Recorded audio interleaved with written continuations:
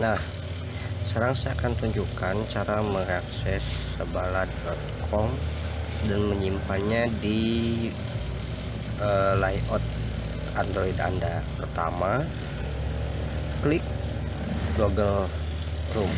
Contohnya ini kalau kita belum akses ya. Contohnya kita akses sebala.com. Oke.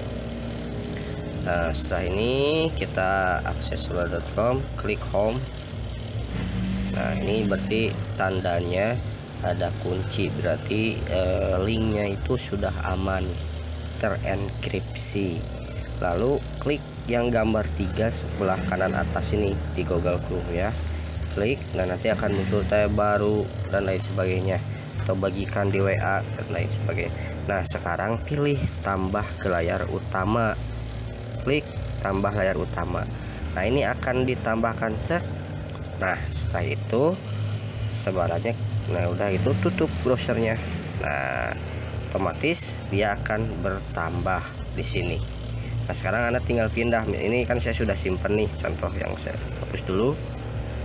Nah, sekarang kan tinggal kita simpen tuh. Tinggal klik, tekan, sudah muncul, pindahin ke sini.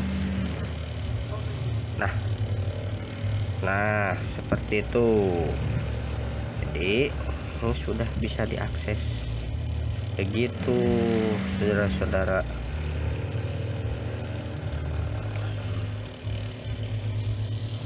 Tuh.